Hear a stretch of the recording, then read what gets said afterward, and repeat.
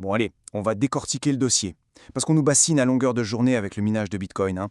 On nous le présente comme la nouvelle ruée vers l'or, le Far West des temps modernes, pour des geeks en suite à capuche qui vont devenir millionnaires depuis leur garage. C'est de la pure connerie. La vérité, c'est que derrière cette façade de révolution numérique se cache un petit secret bien crade.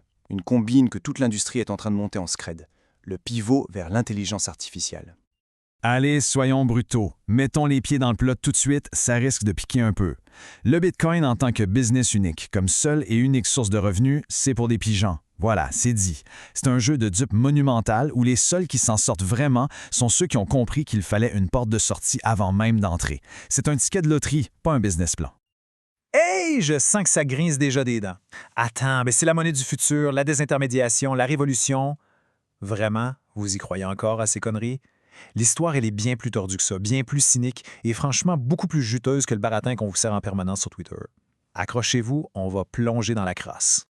Bienvenue dans la première partie de notre histoire, la gueule de bois. Le réveil, vous savez, le réveil brutal pour tous les apprentis sorciers qui pensaient sérieusement se faire des couilles en or en branchant des machines qui font un bruit d'enfer. La réalité, c'est un mal de crâne carabiné et un portefeuille qui fait méchamment la gueule.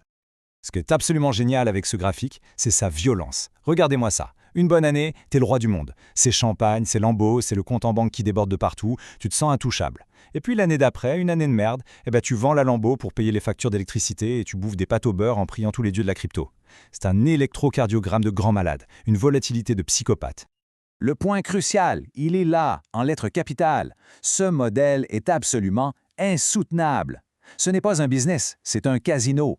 C'est une putain de roulette russe où tu mets le barillet sur la tempe de ta boîte tous les matins en arrivant au bureau. Impossible de prévoir un budget, de planifier le moindre investissement, de dormir plus de 2 heures d'affilée sans checker le cours.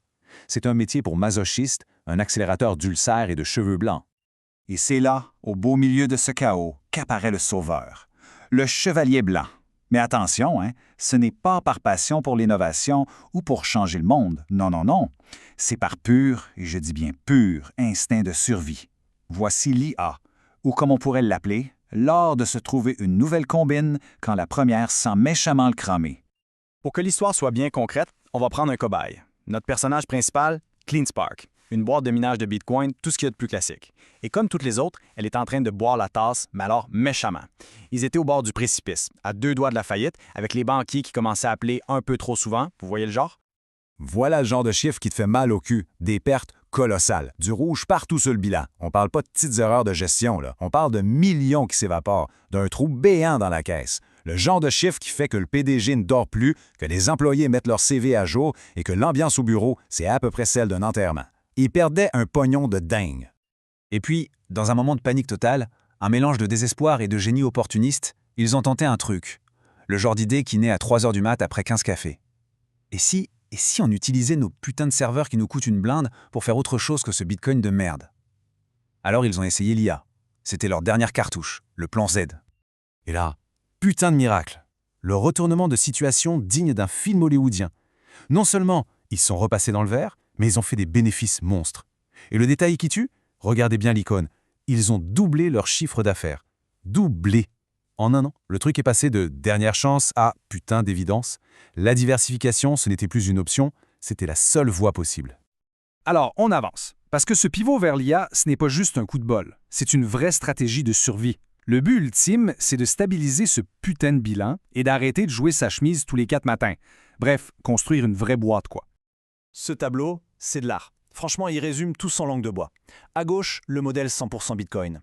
La roulette russe, une prévisibilité nulle à chier et un PDG sous anxiolytique qui hurle sur ses équipes. À droite, le modèle hybride. Stable comme un roc, prévisible et un PDG qui peut enfin passer ses week-ends à faire du yoga. On passe littéralement de l'enfer au Club Med. Et on arrive maintenant au cœur du réacteur, au coup de génie de ces enfoirés. L'avantage des opportunistes. Ce n'est pas de l'innovation, mesdames et messieurs. C'est du recyclage intelligent, rapide et absolument impitoyable. Pourquoi ça marche si bien pour eux? Parce qu'ils partent avec un avantage totalement déloyal. Ce n'est même pas du dopage, c'est comme s'ils commençaient le marathon à 100 mètres de la ligne d'arrivée. Primo, ils ont déjà l'énergie, des contrats négociés, des centrales à côté, une puissance de feu colossale. Deuxio, ils ont les entrepôts, les clims, les câbles, tout est déjà là, prêt à l'emploi. Tertio, ils ont juste à adapter le matos, une petite mise à jour logicielle et hop, c'est parti. Et la conclusion? Il baise à sec toute la concurrence. Toutes les petites startups de l'IA qui doivent se faire chier à trouver des terrains, obtenir des permis de construire et lever des centaines de millions. C'est dégueulasse et c'est génial. Et tout ça, ça nous amène à la conclusion la plus subversive de toute cette histoire, la révélation finale. Et si le Bitcoin n'avait jamais été le but du jeu? Et si toute cette mascarade n'était en fait que l'échauffement, la première étape d'un plan bien plus vaste? Le cheval de Troie parfait. Avant, un mineur de Bitcoin, c'était ça. Un spécialiste un peu autiste, un monomaniaque obsédé par un seul actif numérique complètement pété. Un pauvre type qui passait ses journées à prier le dieu de la volatilité en espérant que le cours ne se casse pas la gueule avant la fin du mois. Une impasse stratégique totale. Et voici leur nouvelle gueule, leur nouvelle identité. Ils ne sont plus des mineurs. Ils sont des producteurs de calcul. Des putains de mercenaires du silicium. Des boîtes agnostiques qui vendent de la puissance de calcul aux plus offrants. Que ce soit pour miner du Bitcoin, entraîner une IA ou faire tourner le prochain service à la con qui rapportera un max de pognon, ils s'en branlent complètement. Leur seul et unique dieu, c'est la rentabilité. Tout ça nous laisse avec une dernière question, une question un peu dérangeante.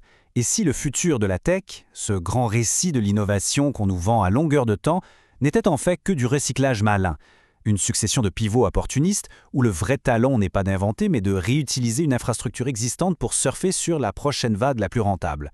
On construit une autoroute pour un type de voiture et, quand cette voiture est démodée, on vend l'accès à l'autoroute à de nouveaux camions. C'est peut-être ça le vrai futur. Moins de génie, plus de cynisme. Ça laisse songeur, non?